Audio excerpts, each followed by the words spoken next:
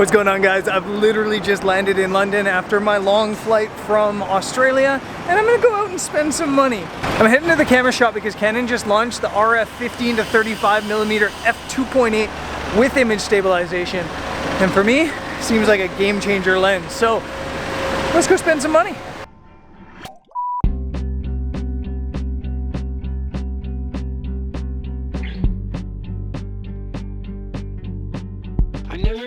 You might be wondering why I'm buying camera gear in the UK when camera gear here is usually really expensive. But it's actually not that much more expensive, and maybe not even as expensive as a foreigner, because you can actually claim a VAT refund when you leave the country. In fact, buying camera gear out of your home country can actually be cheaper than buying it in your home country.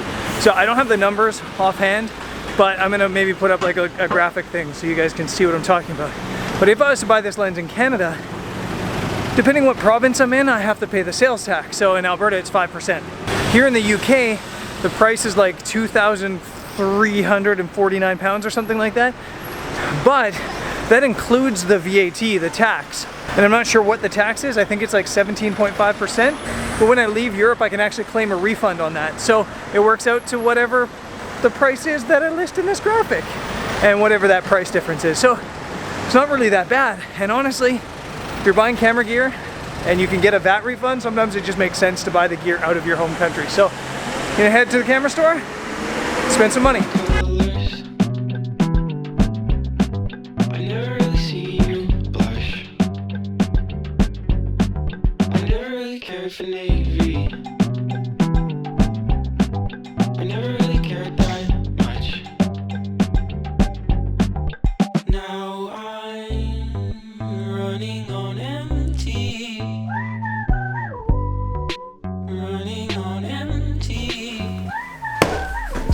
Kindly ignore the massive mess in the background of the room. Like I said, I just got in, so everything's a mess. This is the RF 1535 f2.8 LIS USM lens. It's a 15 to 35mm. I'm gonna unbox it quick, but that's not what this video is about. I'm actually gonna use it. Canon always sends these stupid cases. Does anybody ever use these lens cases? If you do, I'm not insulting you. I just don't use them, nor understand them. They seem like cheap. It's like a $2,000 lens, and they put that thing in. Lens cap. I don't use lens caps either. And this is the lens, and it's big. It is. It's actually really big. That's the lens. And I'm actually gonna get, this is the 16 to 35 f4. It's big. But actually, when I put the two together, it's not that bad, especially considering that you don't need the adapter. So you put it on, and you put that on top. It's like the same length, exactly the same length. So yeah, let's put that on. So I'm in London because I'm on assignment with Monograms Travel, which is they're a tour company. They're kind of like, I don't know how you would describe them. They're a self-guided or semi-self-guided tour company. So basically, instead of like being, you know, handheld around a destination, they give you an itinerary, and then they have like some optional tours you can join, and there's like a local guide that's here that's responsible for you, and it's kind of like the best of both worlds. So I'm on assignment for them, and what I want to do on this episode is, wow, that's a beautiful lens. Never buy a lens for aesthetics, but that's beautiful. Anyways, like I was saying, on this episode, basically what I'm gonna do is on day one here in London, I'm just gonna take you around with me. From now on, all the B-roll and all the photos on today's episode are gonna be taken on the 15 to 35 f2.8 IS lens from Canon. Yeah, wow, what a beautiful lens. I'm excited to shoot this. Let's go make some pictures.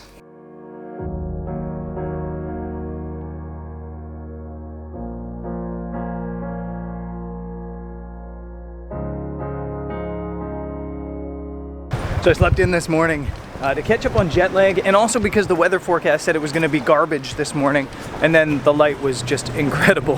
Never trust a forecast in the UK. We're off exploring today, again with Monograms Travel. We're just doing like a brief city tour in the morning, and then going to Windsor Castle in the afternoon. So hopefully I can start making some photos.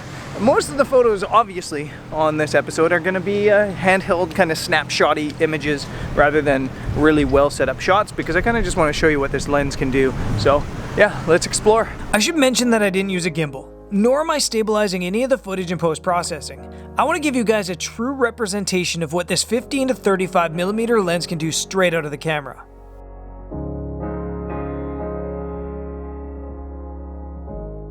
And so I filmed the journey to our first stop, Buckingham Palace. And no, the Queen wasn't there, but there were a couple test shots to make. First, a framed shot of the Union Jack at f5.6 to test the bokeh. Oh so buttery. And the corners are pretty sharp too.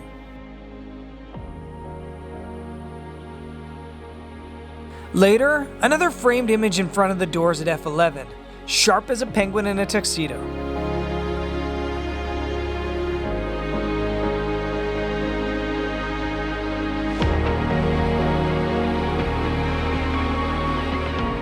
Then, a street-style shot at 15mm to test distortion. And yeah, at 15mm there's distortion, but amazingly, the corners are still sharp. And finally, I rushed to capture an image of the coolest cyclist in London. And though the framing could have been better, it's almost as sharp as the dude in the photo.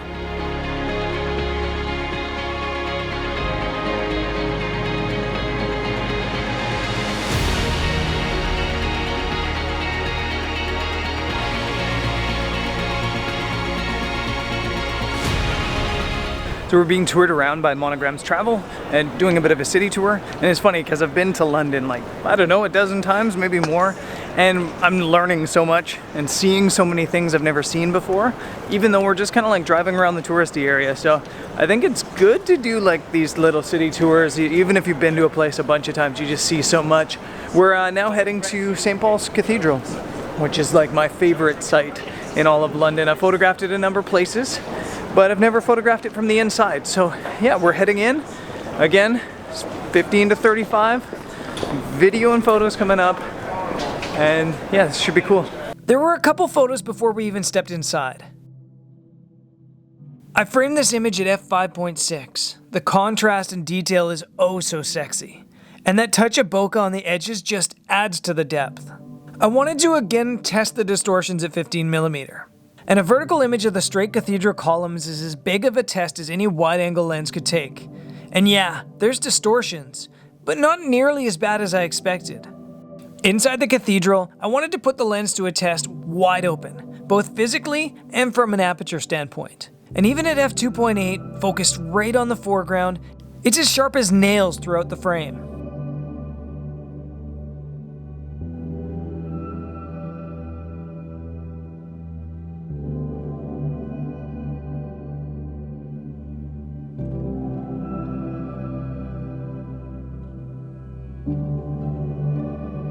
This image is the first I've managed to find softness. It's as sharp as a witch's scorn in the middle, but at f2.8, it's a little soft in the corners. Still, totally manageable.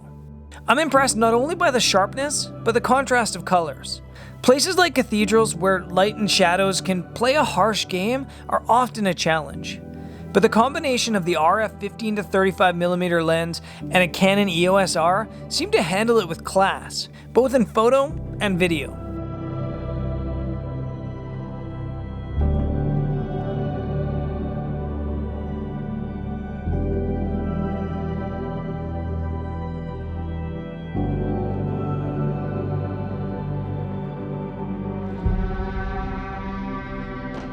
I actually probably couldn't pick a better place to test the 15 to 35. Started filming on the inside and I got told off by a preacher that I can't film inside.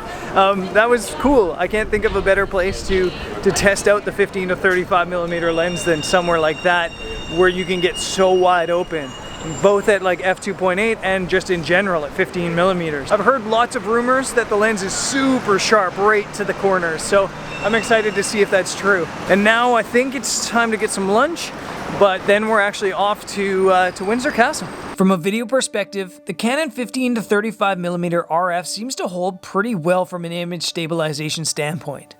Every now and then, there's a little jump. But while not even attempting to make really smooth footage, it is pretty smooth. I can't imagine how good the footage will look on this lens once Canon gets its stuff together with an in-body stabilized R-mount camera. It'll be butter. At Windsor Castle, I decided to mess around with the extremes of the lens. I took a handheld photo of the entrance at f/22 in 1/15 of a second. Still, it's sharp, even though it really shouldn't be.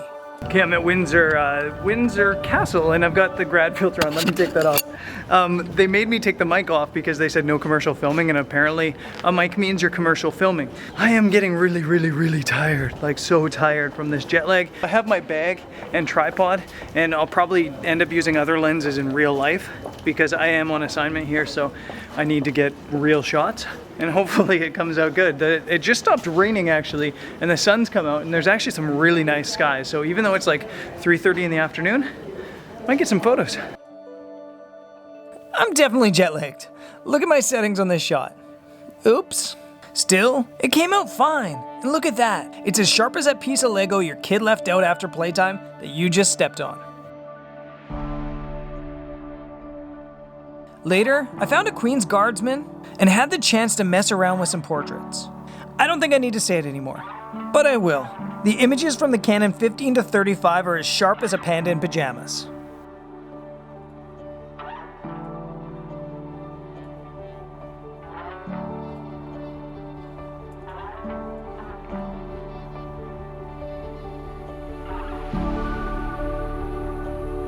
Okay, that was a really good day in London, though I am tired, super tired. I'm not gonna give my full review of this lens until I get back home and I see what the footage looks like, see what the photos look like. It would be totally ridiculous for me not to do that. So that's where I'm gonna take you next. And I should also say, I'll probably not do a full review of this lens until I've used it for a couple months. So if you're not subscribed to the channel, be sure to subscribe, because at some point I probably will do a much more in-depth version of this video where, you know, after I've used it for a couple months. I don't think you can give a true review after just a day. So yeah, let's cruise back into central London, and I'll talk about the lens and the photos and the footage a little bit more after I review them, and maybe after I get some sleep.